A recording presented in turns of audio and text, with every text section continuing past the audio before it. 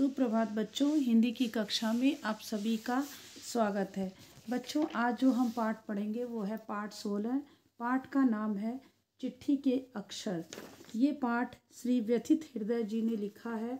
आइए हम इस पाठ के माध्यम से जानते हैं कि लेखक ने इस पाठ में हमें क्या बताया है। इस पाठ में लेखक ने सीमा पर शत्रु के साथ युद्ध करते हुए बम फटने के कारण कंधे तक अपना दाहिना हाथ खो देने वाले महिपाल सिंह की जिंदा दिली और कर्मठता का वर्णन किया है। यहाँ पे आप देखते हैं कि हमारे जो देश के सिपाही हैं वो सीमा पर खड़े और दिन रात हमारे लिए हमें सुरक्षित रखने के लिए वो दिन भर वहाँ पे खड़े रहते हैं और वहाँ पे अनेक बम धमाके होते हैं और उन बम धमाकों से उनकी जान भी चली जाती है, वो शहीद भी हो जाते हैं।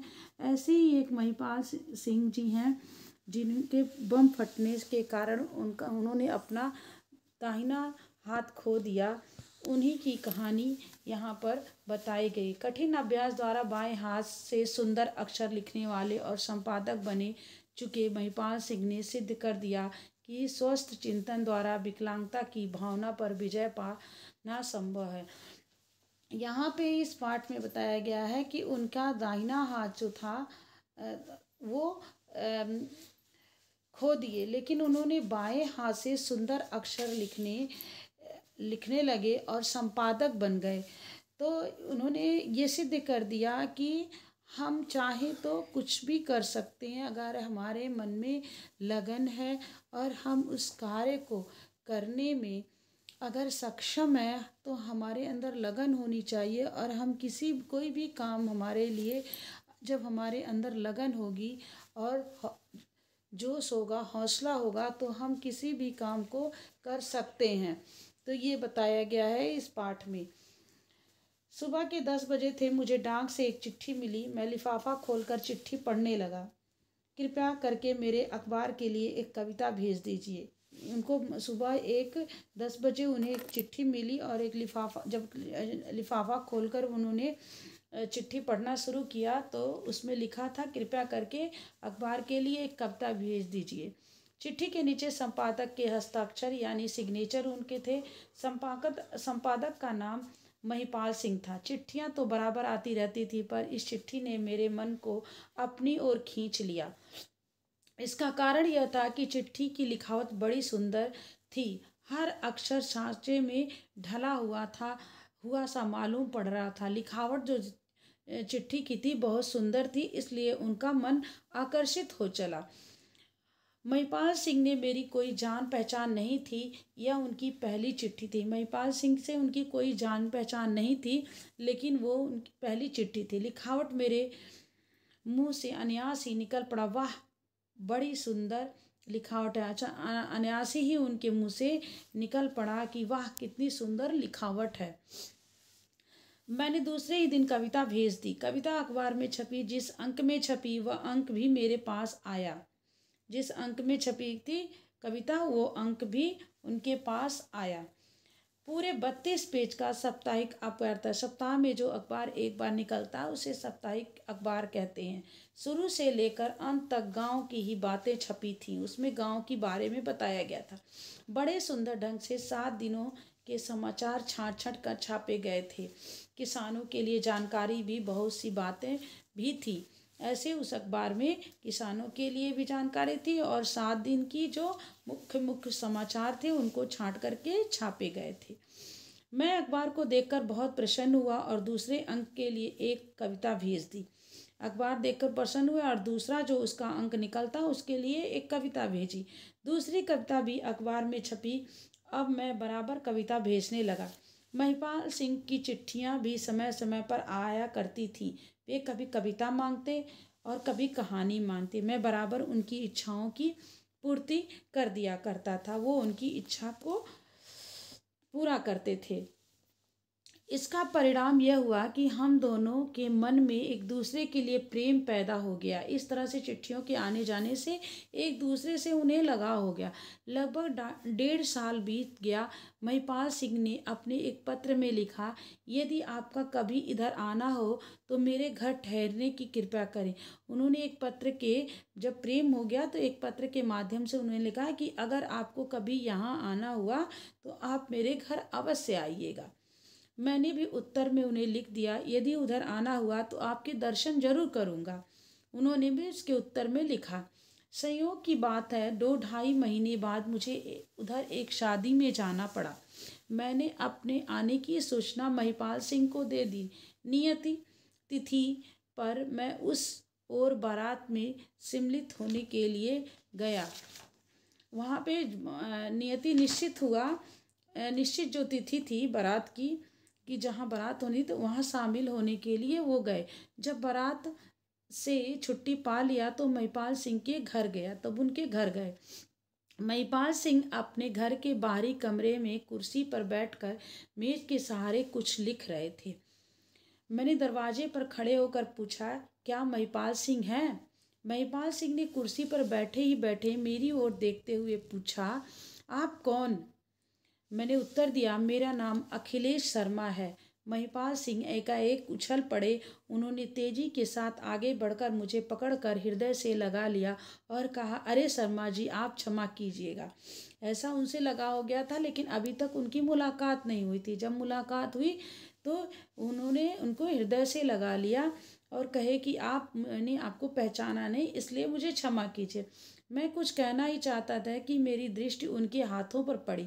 उनका एक ही हाथ दायां हाथ कंधे से कटा हुआ था।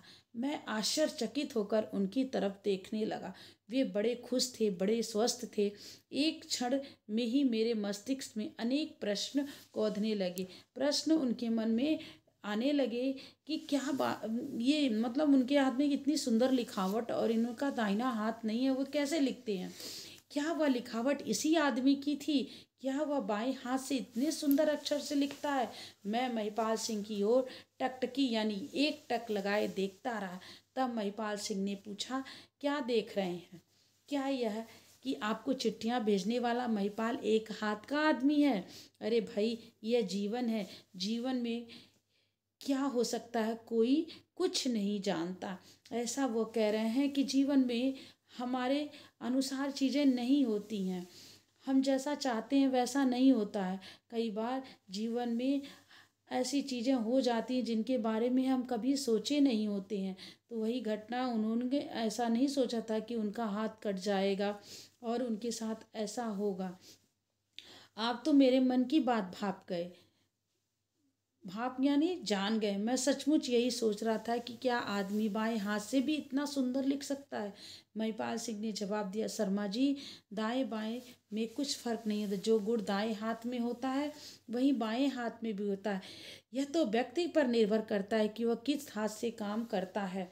वो तो ये बता रहे हैं, दाएं बाएं से कुछ नहीं होता है, ये तो व्यक्ति के ऊपर वह किसी भी काम को किस हाथ से करता है। हाथ मुंह धोने के बाद जब मैं महिपाल सिंह के साथ चाय पीने लगा तो मैंने उनसे पूछा, ठाकुर साहब, आप बाएं हाथ से कब से लिख रहे हैं? महिपाल सिंह विचारों में डूब गए। क्या? उनको वो घटना याद आ गई जब उन्होंने अपना दाहिना हाथ खो दिया था। कुछ देर सोचते रहे, फिर बोले, इस वर्ष मेरी उम्र 55 वर्ष की है। मैं 40 वर्ष की उम्र तक फौज में था। निशाना मारने में बड़ा तेज था। बाएं और दाएं दोनों हाथों से सटीक निशाना मारता था। संयोग की बात है, मुझे एक मोर्चे पर जाना पड़ा। एक दिन जब शत्रु को अपनी गोलियों का निशाना बना रहा तो पास ही एक बम फटा और मेरा दाहिना हाथ कंधे तक उड़ गया। मैं गिर पड़ा। मुझे अस्पताल ले जाया गया। महीनों अस्पताल में पड़ा। जब अच्छा हुआ तो सरकार ने मुझे पेंशन देकर सेवा से मुक्त कर दिया। उनको क्या किया? पेंशन दिया। और पेंशन की वृद्धावस्था में मिलने वाली जो धनराशि होती है आदमी को, जब वो नौकरी से रिटायर होता है तो वो दिया गया, पेंशन दिया गया। सरकार ने मुझसे पूछा कि सेवा से मुक्त होने पर मैं कौन सा काम करूँगा। मैंने उत्तर दिया, मैं पहले कुछ पढ़ूँगा लिखूँगा और फिर उसके बाद एक अखबार निकालूँगा। उन्होंने कहा कि आप क्या करेंगे पेंशन मिलने के बाद। तो उन्होंने कहा कि मैं पढ़ूँगा लिखूँगा, उसके बाद एक अखबार निकालूँगा।